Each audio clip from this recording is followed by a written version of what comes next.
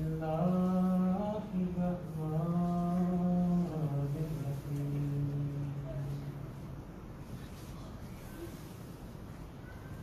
ہم نے قرآن کریم کی تلاوت سنی، اس کا اردو اور جرمن ترجمہ بھی ہم نے سنا ہے۔ یہ آیات سورہ جمعہ کی ابتدائی آیات ہیں، اور ان آیات میں ہی وہ آیت بھی ہے وآخرین منہم لما یذھبوا بہم، اور آخرین میں بھی لوگ ہوں گے جو ابھی تک ان سے نہیں ملے۔ جب نبی کریم صلی اللہ علیہ وسلم نے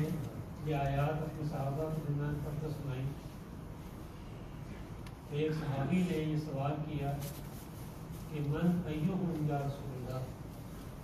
صلی اللہ علیہ وسلم، کہ وہ کون لوگ ہوں گے جن کا اس آیت میں ذکر کیا گیا ہے، کیونکہ آیت میں بظاہر مضمون تو یہ ہے کہ آخر میں بھی نبی کریم صلی اللہ علیہ وسلم مبعوث ہوں گے، اور جو لوگ اس وقت نبی کریم صلی اللہ علیہ وسلم کو مانیں گے وہ صحابہ کے گروہ میں شامل کیے جائیں گے۔ اسی لیے تجسس بھی پیدا ہوا، وہ صحابی کے دل میں خیال بھی آیا کون سے خوش قسمت لوگ ہیں جن کو اللہ تعالیٰ یہ عظیم الشان مقام عطا فرمائے گا کہ وہ نبی کریم صلی اللہ علیہ وسلم کے ساتھ کو حاصل کر سکیں گے۔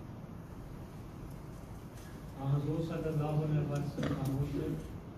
ان صحابی نے دوسری مرتبہ سوال کیا، آپ یہ بھی خاموش رہیں، اور جب تیسری مرتبہ سوال کیا اس وقت نبی کریم صلی اللہ علیہ وسلم نے یوں جواب فرمایا کہ آپ کے دائیں طرف حضرت سلمان فارسی رضی اللہ تعالیٰ عنہ تشریف فرما تھے، آپ نے ان کے کندھے پر ہاتھ رکھا اور فرمایا لو کان الایمان ولکم بسریا لناداه رجل ورجال من هؤلاء۔ تمام سوالات کے جوابات یہ دیے جس کے بعد بھی صحابہ کے ذہن میں پیدا ہو سکتے تھے۔ فرمایا کہ وقت بھی بتا دیا، کون آئے گا یہ بھی بتا دیا، اور آ کر کیا کام کرے گا یہ بھی اس نے فرما دیا۔ یہ ایک کامل جواب عطا فرمایا، اور وہ یہ ہے کہ اے میرے پیارے صحابہ، ایسا وقت ہوگا کہ ایمان دلوں سے نکل کر ثریا ستارے پر جا چکا ہوگا۔ اس کی تشریح نبی کریم صلی اللہ علیہ وسلم کے اور اقوال بھی فرماتے ہیں، جس میں نبی کریم صلی اللہ علیہ وسلم واضح طور پر فرمایا لا یبقى من الاسلام رسمه ولا یبقى من القرآن الا رسمه، کہ اسلام کا کچھ باقی نہیں رہ جائے گا سوائے نام کے، اور قرآن صرف رسماً موجود ہوگا لیکن اس پر عمل نہیں ہوگا۔ مساجدہم عامرۃ وہی قراب من الہدی، بہت عظیم الشان مسجدیں تعمیر کی جائیں گی لیکن وہ ہدایت سے خالی ہوں گی۔ اور ساتھ ہی فرما دیا کہ اس وقت کے علماء شر من تحت عظیم السماء، آسمان کے نیچے شدید ترین مخلوق اگر ہوگی تو اس وقت کے علماء ہوں گے۔ ہر ایک فتنہ ان میں سے نکلے گا اور وہ فتنہ انہیں میں لوٹ کر واپس آ جائے گا۔ یہ اس ایمان کی کیفیت بتائی ہے کہ کس قدر کی کیا حالت ہوگی، کیسا زمانہ ہوگا۔ ایک دوسرے موقع پر فرمایا کہ اگر یہودیوں کے 72 فرقے تھے تو میری امت کے 73 فرقے ہو جائیں گے، اور جس طرح ایک جوتی دوسری جوتی کے ساتھ مشابہت رکھتی ہے اور ایک بالش ہاتھ کا دوسرے بالش کے ساتھ مشابہت رکھتا ہے، اس طرح یہ مشابہت اختیار کر دیں گے۔ اور اگر یہودیوں میں سے کسی نے اپنی ماں کے ساتھ زنا کیا ہوگا تو میری امت میں بھی ایسے لوگ پیدا ہوں گے۔ یعنی مراد یہ ہے کہ رشتوں کا احترام اٹھ جائے گا۔ ایک صحابی نے سوال کیا کہ یا رسول اللہ صلی اللہ علیہ وسلم، جب یہ 72 ہو جائیں گے اور آپ فرماتے ہیں کہ ایک نجات یافتہ ہوگا تو کیسے پہچانیں گے؟ فرمایا جس طرح میں اور میرے صحابہ ہیں یہی اس کی حالت ہوگی۔ جو آج میرے اور میرے صحابہ کے حالات ہیں یہی حالات اس دور میں جبکہ ایمان ثریا ستارے پر جا چکا ہوگا ہو چکے ہوں گے۔ اور پھر فرمایا کہ یاد رکھنا کہ میں نہیں آؤں گا اور نہ عربیوں میں سے کوئی کھڑا ہوگا، ہاں عجمیوں میں خدا تعالیٰ میرے ایک عاشق کو کھڑا کرے گا جس کا آنا میرا ہی آنا ہوگا۔ اور جب وہ آئے تو فرمایا اگر تمہیں برف کے پہاڑوں پر گھٹنوں اور کونیوں کے بد بھی چل کر جانا پڑے اس تک پہنچنا اور اسے میرا سلام کہنا، اسے میری طرف سے السلام علیکم ورحمۃ اللہ کا تحفہ ادا کرنا۔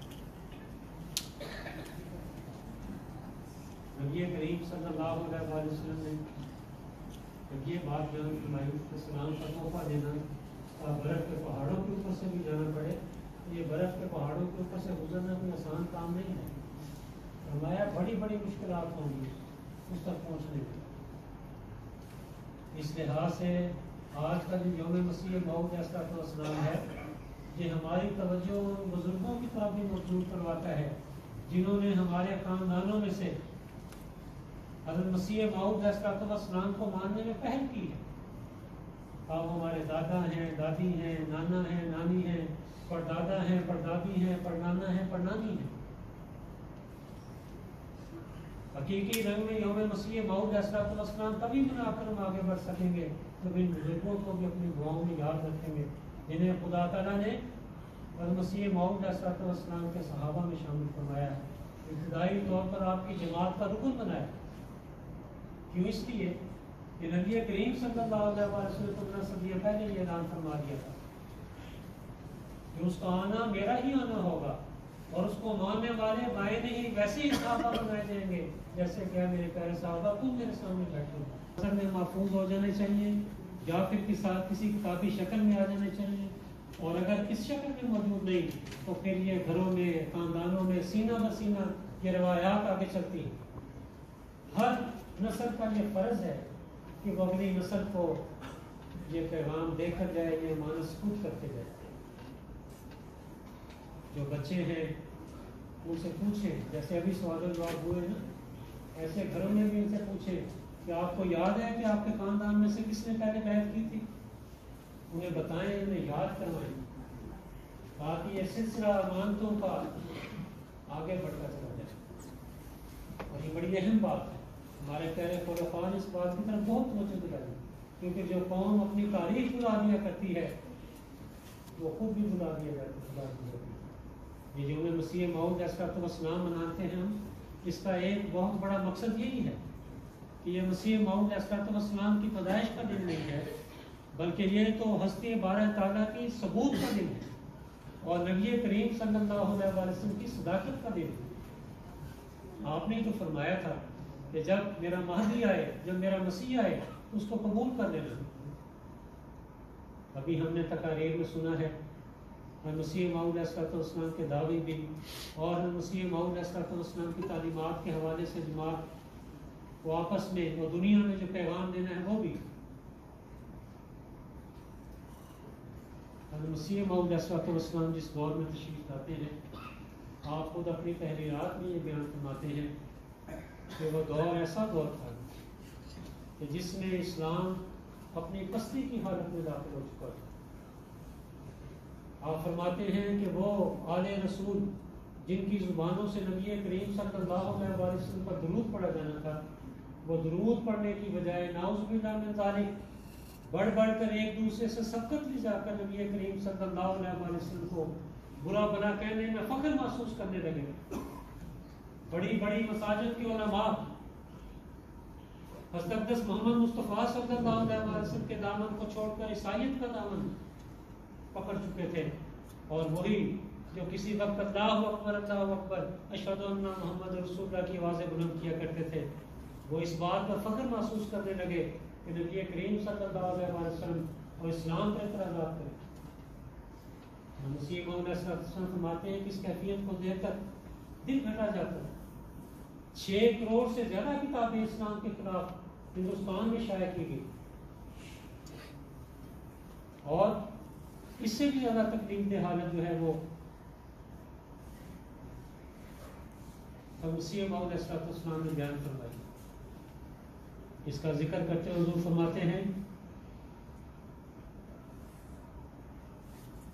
کہ ان باتوں کو کے سننے سے بدن پر لرزہ پڑتا اور دل رو رو کر یہ گواہی دیتا ہے کہ اگر یہ لوگ ہمارے بچوں کو ہماری آنکھوں کے سامنے قتل کرتے اور ہماری جانی اور دلی عزیزوں کو جو دنیا کے عزیز ہیں ٹکڑے ٹکڑے کر ڈالتے اور ہمیں بڑی ذلت سے جان سے مارتے اور ہمارے تمام اموال پر قبضہ کر لیتے تو واللہ سننا واللہ ہمیں رنج نہ ہوتا اور اس قدر کبھی دل نہ دکھتا جو ان گالیوں اور اس توہین سے جو ہمارے رسول کریم صلی اللہ علیہ وسلم کی کی گئی دکھتا.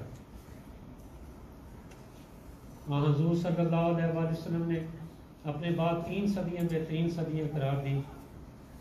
اور فرمایا اس کے بعد 1000 سال کا زمانہ ایسا ہوگا جو فیض اعوذ کا زمانہ ہوگا, اس کے بعد مہدی آئے گا. ابھی جو الفاظ میں نے آپ کے سامنے رکھے ہیں یا مسیح موعود السلام کے, وہ دیکھ لیں کہ اس وقت جب مسیح موعود السلام خدا کی طرف سے معمور ہو کر آتے ہیں تو وہ زمانہ کس قدر زہریلا زمانہ تھا, کس قدر تکلیف تھی, کس قدر درد تھا جو مسلمانوں کو دیا جا رہا تھا. اور مسلمان علماء کی حالت تھی کہ بجائے اس کے کہ وہ اس تکلیف اور درد کو محسوس کرتے وہ اپنے ہی کاموں میں منہمک تھے. اور مسیح موعود السلام فرماتے ہیں فرمایا این و فکر دین احمد مغز و جان معبودہ کثرت اعدائے ملت قلت انصار دین, کہ دشمنان دین کی کثرت اور دین کے مددگاروں کی قلت یہ 2 فکریں ہیں جنہوں نے ہمارے دل و دماغ کو اداس کر دیا. یعنی آج میں جب نظر ڈال کر دیکھتا ہوں تو اسلام کے دشمن ہر طرف ہیں, لیکن محمد مصطفیٰ صلی اللہ علیہ وسلم کے دین کے مددگار بہت کم نظر آتے ہیں. فرمایا میرے آنسو اس غم دل سوز سے تھمتے نہیں, دین کا گھر ویران ہے دنیا کے ہیں عالی مینار, دن چڑھا ہے دشمنان دین کا ہم پر رات ہے, اے میرے سورج نکل باہر کہ میں ہوں بے قرار, دیکھ سکتا ہی نہیں میں ذوف دین مصطفیٰ, مجھ کو کرے میرے سلطان کامیاب و کامگار. اے میرے پیارے مجھے اس سیر غم سے کر رہا, ورنہ ہو جائے گی جان اس درد سے تجھ پہ نثار. اس دین کی شان و شوکت ابھی ہم نے یہاں بات میں پنجابی میں